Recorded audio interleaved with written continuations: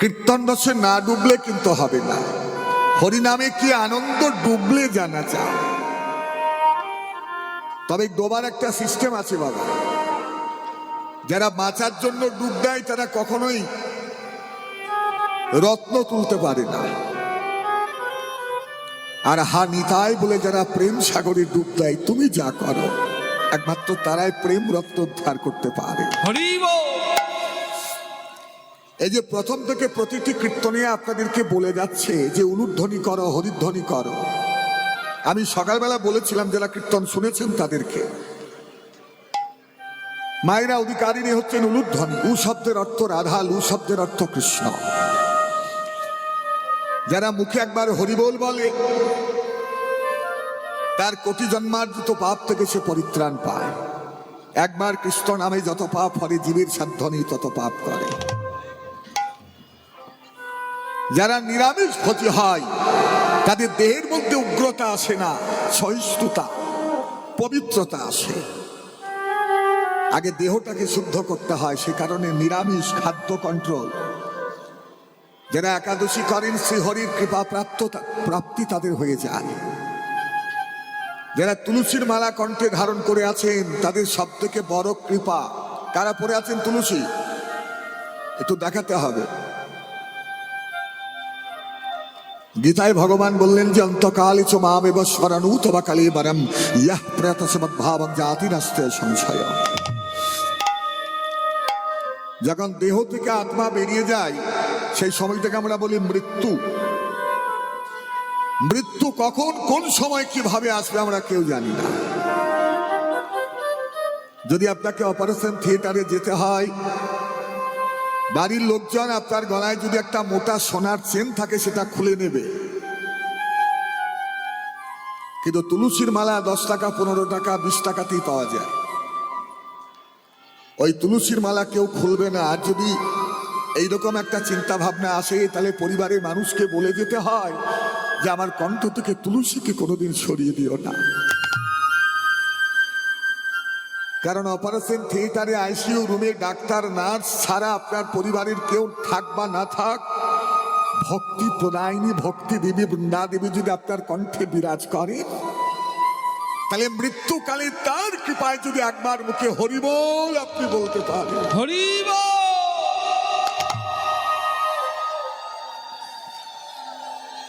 তাহলে ভগবানের স্মরণ নিয়ে মৃত্যু হলে পরের জন্মে আবার আপনার কৃষ্ণচরণ প্রাপ্তি হয়ে যাবে।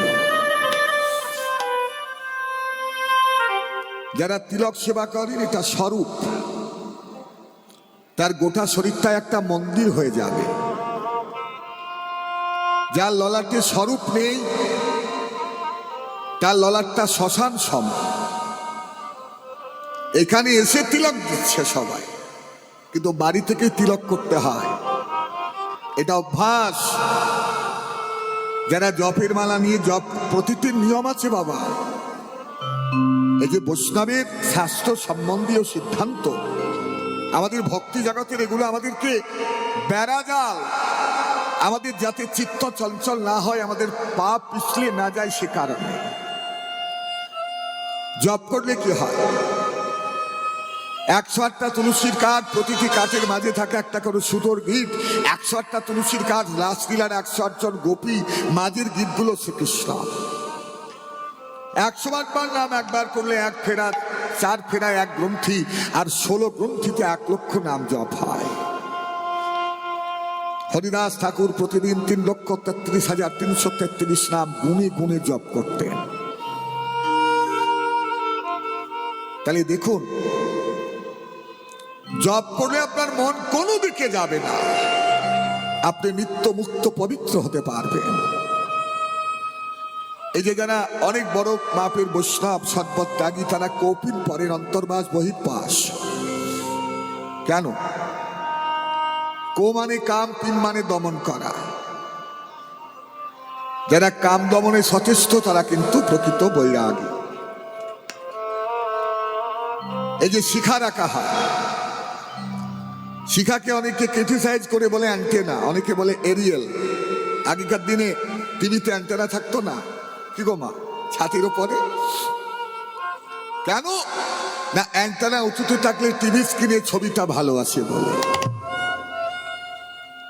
যদি কোনো ভক্তের এখানে শিখা থাকে, অ্যান্টেনা থাকে, তাহলে কি হবে জানেন? প্রতিনিয়ত সদা সর্বদা অহর্নিশি তার হৃদয় টিভির মধ্যেও রাধা কৃষ্ণের প্রতিচ্ছবি প্রতিবিম্ব সদা সর্বদা দেখা যাবে। হরি বল।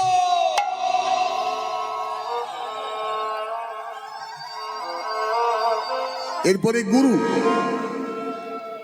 দীক্ষা গুরু, শিক্ষা গুরু। সবাই দীক্ষা নিয়েছেন তো? যারা নিয়েছেন একটু হাত তুলে দেখান। যারা দীক্ষা নিয়েছেন তার এত তাড়াতাড়ি হাত নামিয়ে দেন কেন?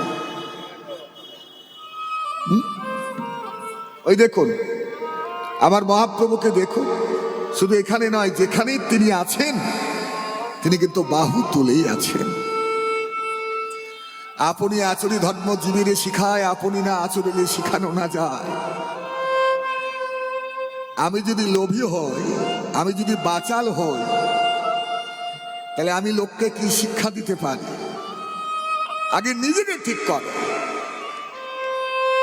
যদি পেতে চাও কিছু, মাথা করো নিচু, হাত দুটো করো উপরে।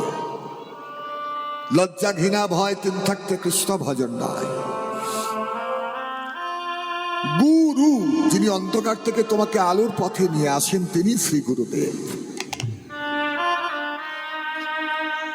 আর গুরু কৃপা, গোবিন্দ কৃপা। দীক্ষা গুরু, শিক্ষা গুরু। যখন নরোত্তম দাস রাজার ছেলে বৃন্দাবনে লোকনাথ প্রভুর সঙ্গে দেখা করলেন, খুব মন দিয়ে শোনো মা, এখানকার আসরটা আজে বাজে আসর নয়। আমি আগে কীর্তন করেছি এখানে। এখানকার মানুষ ভালো কথা শুনতে চায়। এখানকার শ্রোতারা বিদগ্ধ, বুদ্ধিমান। এই জন্য যথার্থ কীর্তনের স্বাদ তারা পেয়েছে, ওই জন্য তারা কীর্তনে বসে আছে। যখন লোকনাথ প্রভু নিষ্কিঞ্চন বৈষ্ণব, একদম মুরারি কুণ্ডে থাকেন, সেখানে একটা তালপাতার কুড়ে ঘরে ভজন করেন। জীবনে কাউকে দীক্ষা তিনি দেননি, নবদ্বীপের মানুষ ছিলেন, কিন্তু অতি অল্প বয়সে গৃহত্যাগ করে বৃন্দাবনে বাস করছেন। নরোত্তম তার কাছে গিয়ে বলল, প্রভু আপনি কৃপা করে আমায় দীক্ষা দিন। দীক্ষা, যারা প্রকৃত গুরু হয় তারা সহজে সবাইকে দীক্ষা দেয় না। কেন? দুটি কারণ। দীক্ষা দিলে আমার নিজের ভজন সাধন অন্যকে দান করতে হবে। দুই, সারা জীবনের জন্য সেই শিষ্যের কাছে আমাকে ঋণী হতে হবে।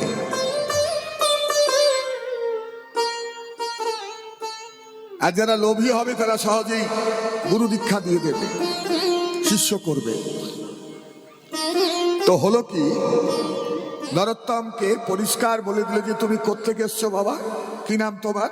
সে বলল, আমার নাম নরোত্তম, আমি রাজশাহী জেলা থেকে এসেছি। রাজশাহী থেকে? নরোত্তম, আচ্ছা ঠিক আছে, কি তোমার পরিচয়? তোমার বাবা? বলে, আমার বাবা সেখানকার রাজা। ও, রাজার ছেলে, তা আমার কাছে কেন বাবা? আমি দীক্ষা নিতে চাই। দীক্ষা? আমার জীবনের সংকল্প, আমি কাউকে দীক্ষাই দেব না। হ্যাঁ, শোনো শোনো, এখন শীতকাল, এখন ভাল লাগছে বৃন্দাবনের পরিবেশ, আবহাওয়া, কিন্তু যখন গ্রীষ্মকাল আসবে না, ওই প্রচন্ড তাপ যখন তোমার পিঠে ছ্যাঁকা দেবে, রাজার ছেলে এত কষ্ট সহ্য করতে পারবে না। তার আগেই বৃন্দাবন থেকে কেটে পড়ো তুমি, আমি তোমায় দীক্ষা দিতে পারবো না। নরোত্তম চিন্তা করলেন যে ইনি হচ্ছেন আমার প্রকৃত গুরু, এত সহজে দীক্ষা আমি আমাকে দেবেন না, আগে ওনার মনটাকে আমায় জয় করতে হবে। দীক্ষার আগেই মনে মনে গুরুরূপে স্বীকার করে গুরুর সেবা শুরু করলেন।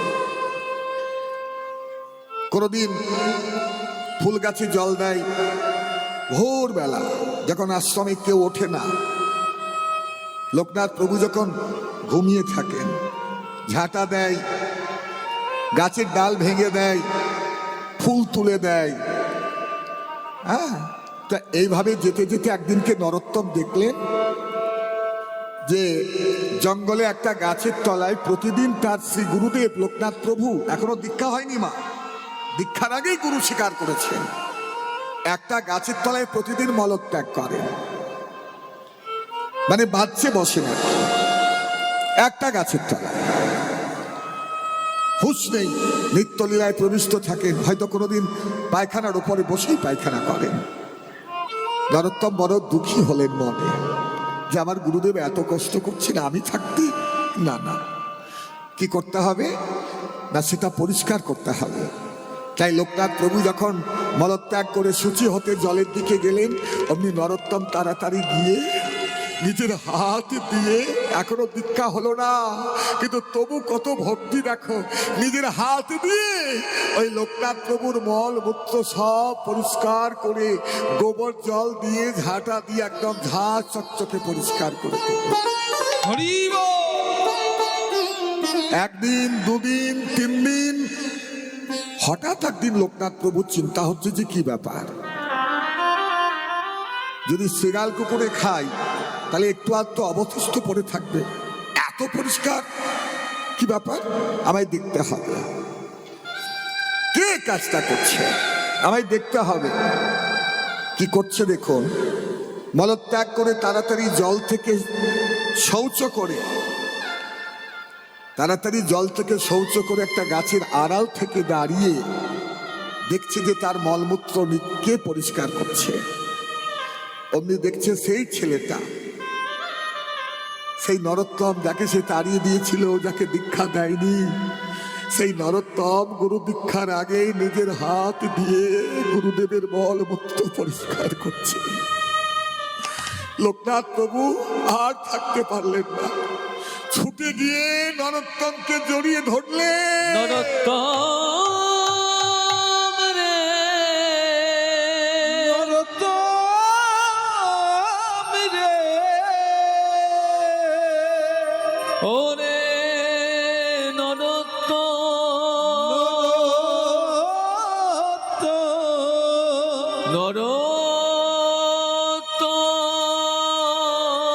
নরোত্তম রে, গুরুদেব, ওরে নরোত্তম,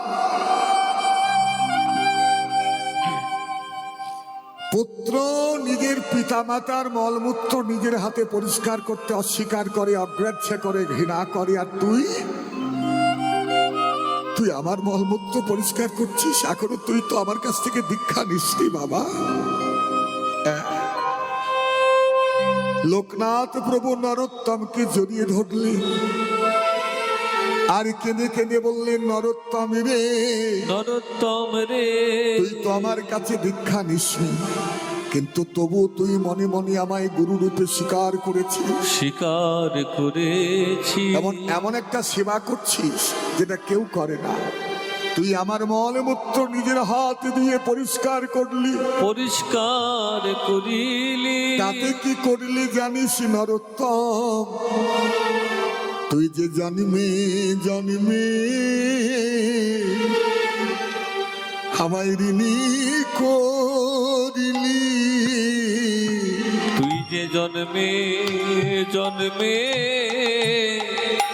ঋণী করিলি, জন্মে জন্মে ঋণী করিলি, নিজের হাতে বিষ্ঠা ওরে পরিষ্কার করে, তুই যে জন্মে জন্মে আমায় ঋণী করিলি, নিজ হাতে বিষ্ঠা পরিষ্কার করে, জন্মে জন্মে ঋণী করিলি।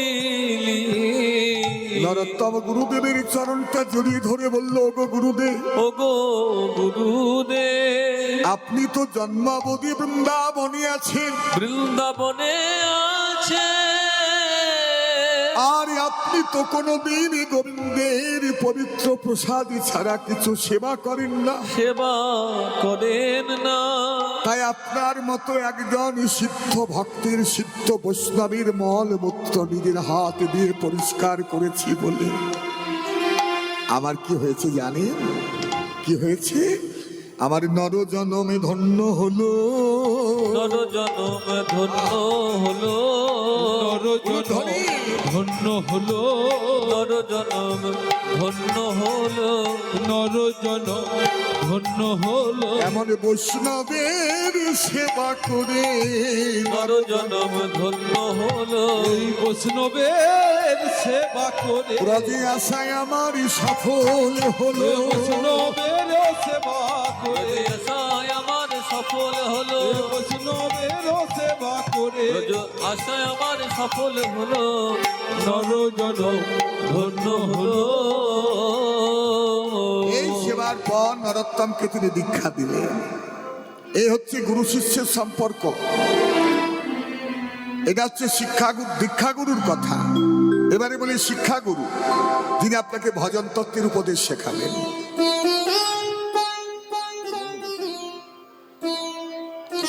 যিনি ভজন তত্ত্বের উপদেশ দেন তিনি শিক্ষাগুরু। দীক্ষাগুরু শিক্ষাগুরু দুজন কার কার হয়েছে? কারোর হয়েছে একসাথে? আচ্ছা, একটা দোতলা বাড়ির ছাদে জলের ট্যাঙ্ক। খুব মন দিয়ে আমার কথাটা শুনতে হবে, একদম ভক্তি তত্ত্বের কথা, বৈষ্ণব জগতের মূল শেকড়ের কথা। দোতলা বাড়ির ছাদে জলের ট্যাঙ্ক। ট্যাঙ্কে কি আছে মা? জলের ট্যাঙ্কে জল। জলটা ভর্তি হলো কি করে ট্যাঙ্কের মধ্যে? না নিচে পাম্প দিয়ে ওপরে জল তোলা হলো। কিন্তু দেখা যায় জল ট্যাঙ্কি থেকে খালিও হয়ে যায়। কিভাবে খালি হয়? না যখন জল আপনার কলে পড়তে থাকে, কলের দিকে জল খালি হয়ে যায়, ট্যাঙ্কি খালি। আমাদের এই গোটা দেহটার মধ্যে, দেহ বাড়িটার মধ্যে আমাদের এই ব্রহ্ম জায়গাটা হচ্ছে ব্রহ্মের ট্যাঙ্ক। এটা মূলাধার, এটা আধা। যে মাতৃগর্ভে থাকা অবস্থায় পিতার পিতৃত্ব দিয়ে আমার দেহটা তৈরি হলো, এবং ভগবান প্রদত্ত যে ক্ষমতা, যে বীর্য, সেই বীর্য আমাদের এখানে জমা হয়। কিন্তু যার নিচে কল খোলা থাকবে তার কিন্তু কোনোদিন ভজন সাধন হবে না। আর এই উপদেশটাই আপনাকে যিনি শেখাবেন তিনি হচ্ছেন শিক্ষাগুরু। দীক্ষাগুরু শিক্ষাগুরু একসাথে যদি কারোর হয়ে যায় তবে তার মতো ভাগ্যবান কেউ নেই। তাহলে কামকে জয় করতে গেলে আগে নিজের খাদ্যকে কন্ট্রোল করো, নিজের চোখকে কন্ট্রোল করো, নিজের কানকে চোখ কন্ট্রোল করো। আর তার জন্য অনেক সাধনার প্রয়োজন। যাই হোক, আপনাদের কাছে অনেক কথা আমি বললাম। এবার একবার দুটি বাহু তুলে সবাই মিলে আমার মহাপ্রভুর জয়ধ্বনি করুন। কৃষ্ণ বলে বাহ, বাহু তুলে। যদি কেউ বাকি থাকে তার পাশের মানুষটা তার হাতটা টেনে তুলে দিন। সবাইকে আমি চাইছি একভাবে হাত তুলে হরিধ্বনি করতে। কৃষ্ণ বলে বাহু তুলে এ সোনা ভাই হরি বলে। কৃষ্ণ বলে দুটি বাহু তুলে এসো না ভাই হরি বলে। কৃষ্ণ বলে দুটি বাহু তুলে এসো না ভাই হরি বলে। কৃষ্ণ বলে দুটি বাহু তুলে এসো না ভাই হরি বলে। কৃষ্ণ বলে দুটি বাহু তুলে এসো না ভাই হরি বলে। এ নামে নেই কোনো চিন্তা, চিন্তা এ নামে যাই মনের ভাবনা। এ নামে নেই কোনো চিন্তা, চিন্তা এ নামে যাই মনে ভাবে না, এ নামে নেই কোনো চিন্তা, চিন্তা এ নামে যাই মনের ভাবে না, এ নামে নেই কোনো চিন্তা, এ নামে যাই মনের ভাবে না। শুধু বদন ভরে এই নামে গাও, বদন ভরে এই নামে গায়, এই বদন ভরে এই নামে গায়, বদন ভরে এই নামে গায়। বলো না কৃষ্ণ কৃষ্ণ না, কৃষ্ণ বলে দুটি বাহু তুলে এসো না ভাই হরি বলে। এ কৃষ্ণ বলে দুটি বাহু তুলে এসো না ভাই হরি বলে। কৃষ্ণ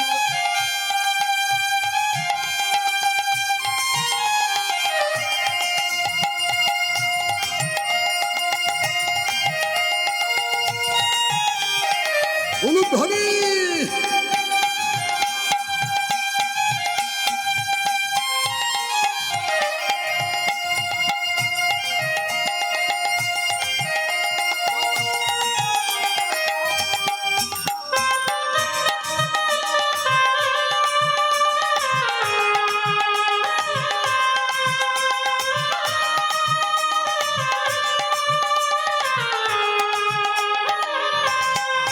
হরি নাম কৃষ্ণ নাম গে যা অবিরাম, হরি নাম কৃষ্ণ নাম গেয়ে যায় অবিরাম। হরি নাম কৃষ্ণ নাম গেয়ে যা অবিরাম।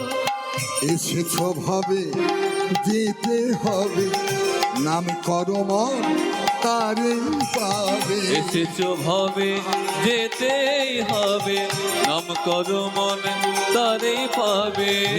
এসেছো ভবে যেতে হবে, নাম করব পরে যা। বলনি তাই গৌর রাধে শ্যাম মন আমার হরে কৃষ্ণ হরে রাম, হরি নাম কৃষ্ণ নাম গেয়ে যায় অবিরাম। হরি নাম কৃষ্ণ নাম গেয়ে যায় অবিরাম।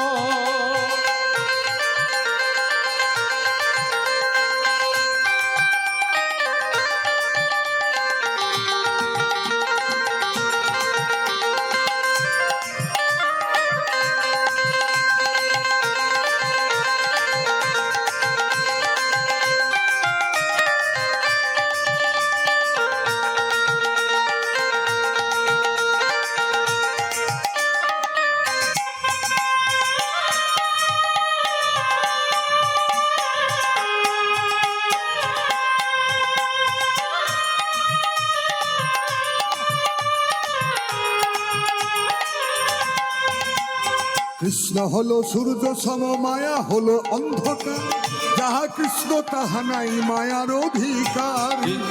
সূর্য সম মায়া হলো অন্ধকার, যাহা কৃষ্ণ তাহা নাই মায়ার অধিকার। শ্রী চৈতন্য নিত্যানন্দ অদ্বৈত সীতা, হরি গুরু বৈষ্ণবে ভাগবতী গীতা। শ্রী চৈতন্য নিত্যানন্দ অদ্বৈত সীতা, হরি গুরু বৈষ্ণব ভাগবত গীতা।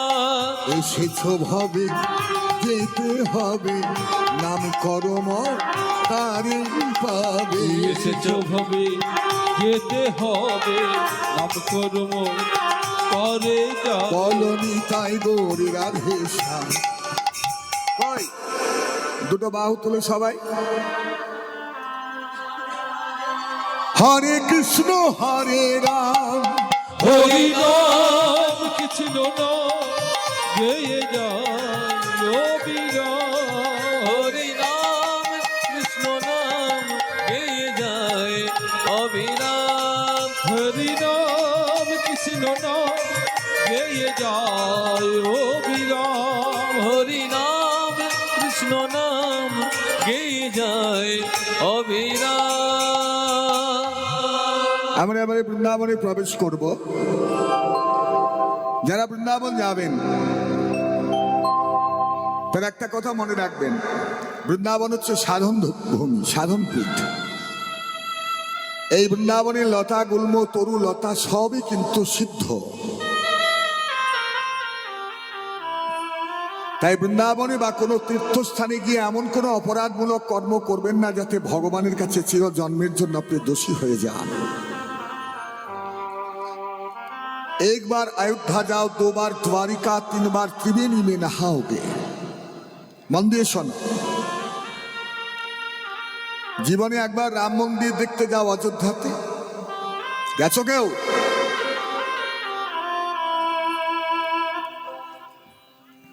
एक बार अयोध्या, 2 बार द्वारिका, 3 बार त्रिवेणी में नहाओगे। এই তো সামনে চলে এলো ওই শিবরাত্রির যোগ, কুম্ভ, মহাকুম্ভ। 4 बार चित्रकूट, 100 बार नासिक, बार बार बद्रीनाथ घुमाओगे। कोटि बार काशी, रामेश्वरम, केदारनाथ, गया, जगन्नाथ, पुरी, चाहे जहां भी जाओगे, लेकिन जहां पर होंगे प्रत्यक्ष दर्शन मेरे श्याम श्यामा की, अरे वृंदावन सा आनंद तुम कहीं नहीं पाओगे। हरि बोल। जिसके कन कन में राधा नाम प्रेम विराज करती है वृंदावन में, वृंदावन के वृक्ष को मर्म न जानी कोई, जिसके डार डार पात पात श्री राधे राधे हो। কলিযুগে যাগ যজ্ঞে ফল নাহি আর, তাই তো হরে কৃষ্ণ নাম প্রভু করিলা প্রচার। কলিযুগের যজ্ঞ একমাত্র নাম যজ্ঞ। কৃষ্ণ বর্ণং তুষা কৃষ্ণং সাঙ্গ বাঙ্গ বার্ষদম যজ্ঞায় সংকীর্তন প্রায় যজন্তি হি সুমেধসা। এটা ভাগবতের কথা। যিনি বৃন্দাবনের কৃষ্ণ বর্ণের ছিলেন, তিনি কলিযুগে গৌরাঙ্গ মহাপ্রভু গৌর বর্ণ ধারণ করে এলেন। কেন এলেন? তার একটা কারণ আছে। রাধারানীর কাছে তিনি ঋণী ছিলেন। কিসের ঋণ? কৈছন তোয়া প্রেমা, কৈছন মধুরিমা, কৈছন সুখেতে ভোর। এদিন বাঞ্ছিত ধন ব্রজে মোর, না হইল পুরন ভাবিয়া না পাইও। শ্রী রাধায় প্রণয় মহিমা ক্ষত্রিশ বানৈবা, সাধ্যৌ জেনাদ্ভুত মধুরিমা। ভগবানের থেকে যত দূরে চলে যাবে তত দূরেই থেকে যাবে। এই দুনিয়াতে তার মতো আপন আমার কেউ নেই। আমরা যাদেরকে বন্ধু ভাবি, আত্মীয় ভাবি, আপন ভাবি, স্বজন ভাবি, এরা সবাই তোমার সুখের সময় থাকবে, আনন্দের সময় থাকবে, ভালো সময় থাকবে। কিন্তু যেদিন তোমার জীবনে ভয়ঙ্কর সংকট আসবে সেদিন কেউ থাকবে না। এই জন্য তোমাদের কাছে একটা নিবেদন, যে সংসার করছো করো মা, ভগবানকে ভুলে নয়। কারণ যাদের জন্য তুমি সারা জীবনটা অতিবাহিত করলে, এদেরকে যতদিন তুমি ভরিয়ে দিতে পারবে, এদের ভালোবাসা পাবে। আর যেদিন শরীর থেকে দিতে পারবে না, অর্থ দিতে পারবে না, সেদিন এদের ভালোবাসাটাকেও তুমি পাবে না। আর সে কারণে কীর্তন কমিটির মহৎ উদ্দেশ্যে আপনাদের অপ্রাকৃত অকৃত্রিম দানের ফলস্বরূপ ডাকঘরা হরিবাসরে বাৎসরিক যে কীর্তন, যে হরি গুণানুগুণ যজ্ঞের আয়োজন করা হয় 2-3 দিন, তাতে আপনারা যারা সামিল হতে পারেন তার জীবন ধন্য হয়। যে কীর্তন শোনে সে ধন্য, যে কীর্তন গায় সে ধন্য। মাইকে যত দূর ধ্বনি যায়, লতা পাতা পশু পক্ষী কীট পতঙ্গ সবাই উদ্ধার হয়ে যায়।